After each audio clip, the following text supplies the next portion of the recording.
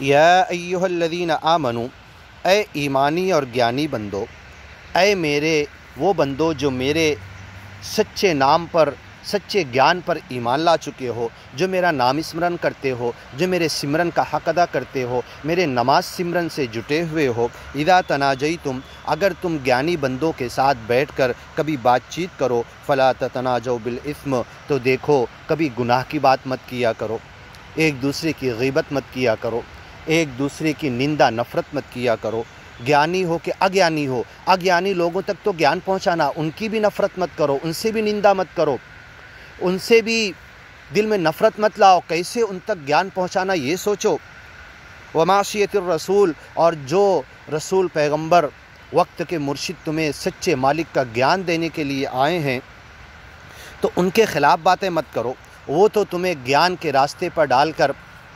سچے مالک کی جنت تک لے جانا چاہتے ہیں۔ تم یہ مت کہو کہ جب سے اس کے گیان پر ایمان لا چکے، جب سے انہیں ہم نے مان لیا، یہ تو غریبی اور فقیری میں ہمیں ڈال دیا، ہماری دنیا اجڑ گئی۔ اوذینا من قبل ان تأتینا ومن بعد ما جئتنا، موسیٰ پیغمبر کے ماننے والے بھی یہی کہتے تھے، اے موسیٰ پیغمبر، تمہاری پیدائش کے وقت سے بچوں کو مارتا تھا، لڑکیوں کو زندہ چھوڑ دیتا تھا، جب بھی ہم ستائے گئے تم نبی بن کر آئے، کچھ لوگوں نے مانا، پھر کہا کہ اقتلوا ابناء الذین آمنوا معہ، اس موسیٰ پیغمبر کہ گیان اور ایمان کو مان لینے والوں کے لڑکوں کو پھر سے مارنا شروع کرو دوبارہ، اور لڑکیوں کو چھوڑ دو۔ اوذینا من قبل ان تأتینا، تم پیدا ہونے سے پہلے، نبی ہونے سے پہلے بھی ہمیں دکھ دیا گیا، اسی گیان اور ایمان نبوت کے لیے، ایک نبی آنے کی بات کے لیے ہمیں دکھ دیا گیا، اور جب نبی آ گیا تو پھر سے وہی دکھ دیا گیا۔ تو اس گیان اور ایمان نے تو ہماری دنیا اجاڑ دی، ہمارے بچوں کو قتل کرنا شروع کیا گیا، کتنے گھروں کو اجاڑ دیا گیا، کتنی ماؤں کی ممتا کو قتل کر دیا گیا، یہ تمہارا گیان کیسا ہے؟ تو یہی کچے گیانی اور ایمانی ہپوکرائٹ منافق لوگ محمد الرسول اللہ صلی اللہ علیہ وسلم سے کہتے تھے، جب سے ہم نے تمہارے گیان پر ایمان لایا، دکھ تکلیف مصیبت اور دنیا اجڑنے کے سوا کچھ نہیں ملا۔ اور یہ تو اللہ کے رسول ہر گیان لینے والے، ایمان پر آنے والے بندے سے کہہ دیتے تھے، للفقر اسرع الی من یتبعنی، فقیری اس گیانی اور ایمانی بندے کی طرف کھنچ کر آتی ہے جو سچے من سے تن من دھن مالک کو دے کر اس گیان کے مشن میں جٹ کر اس گیان اس دنیا تک پہنچانے کے لیے کام کرے گا۔ فقیری، غریبی، دکھ تکلیف مصیبت، کیونکہ دنیا کی چند دن کی زندگی اگر تکلیف میں گزر جاتی ہے تو کچھ بھی نہیں، گزرنے دو، سچے مالک نے اس کا بڑا انعام رکھا ہے۔ تو جب سے اے وقت کے مرشد تمہارے گیان اور ایمان کو ہم نے مانا اور تسلیم کیا ہے، قبول کیا ہے، دکھ تکلیف پریشانی مل رہی ہے دنیا کے اندر، جو دنیا تھی وہ بھی اجڑ گئی۔ تو یا ایھا الذین آمنوا اذا تناجیتم، تم اگر کبھی بیٹھ کر بات چیت کیا کرو، فلا تتناجوا بالاثم، تو گناہ کی، بیکار کی، فالتو کی، دنیا گیری کی باتیں مت کرو، سرکشی کی باتیں، سچے مالک کے ناراض کرنے والی باتیں، طغیان، بغاوت اور نافرمانی، ناشکری کی باتیں مت کرو۔ ومعصیت الرسول، وقت کے مرشد رسول پیغمبر کی نافرمانی کی بات مت کرو۔ وتناجوا بالبر، نیکی کی بات کرو۔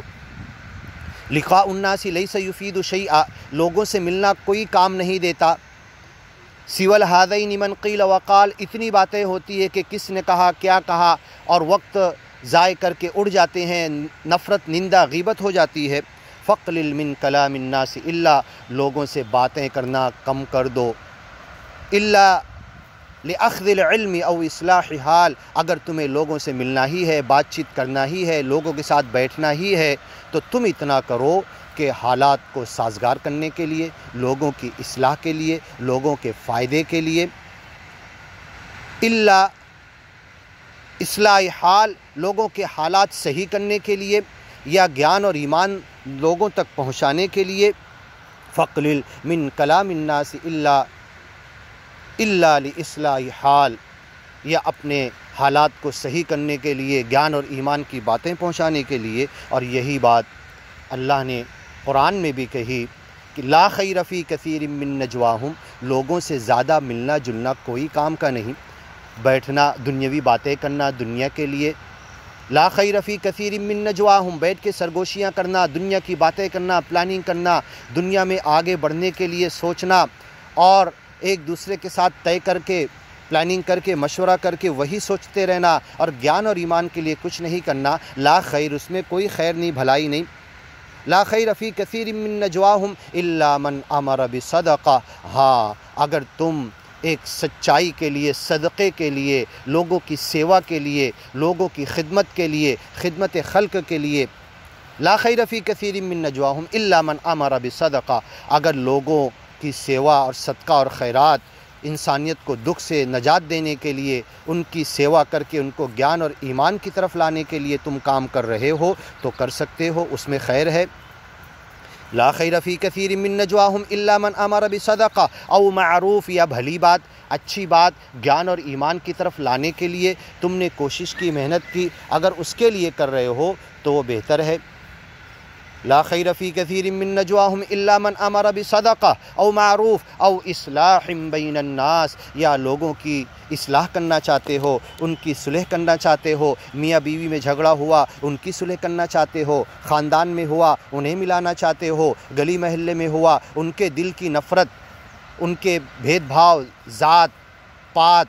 ان کے آپسی نفرت کو مٹا کر انہیں ملانا چاہتے ہو، لا خیر فی کثیر من نجواہم الا من امر بصدقۃ او معروف او اصلاح بین الناس، لوگوں کے درمیان پورے عالمی پیمانے پر دنیا میں ساری انسانیت کو جوڑنے کے لیے، سچے مالک کے نام پر جوڑنے کے لیے، اس گیان اور ایمان پر لانے کے لیے اگر تم بیٹھ کر پلاننگ کر رہے، باتیں کر رہے، سرگوشی کر رہے تو اس میں خیر ہے، ورنہ اس کے علاوہ سب عبث بیکار فالتو کے ہیں۔ اب یہ آیتیں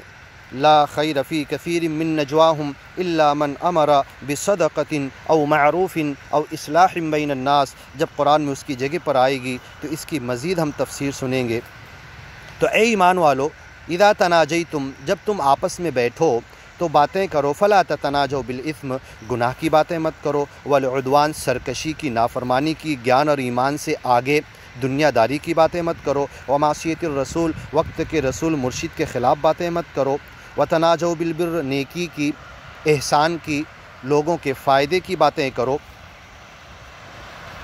والتقوی، سچے مالک کے ڈر کی، دنیا سے برائیوں سے بچ کر سچے مالک کی پکڑ سے بچنے کی باتیں کرو، جنت کی طرف پہنچنے،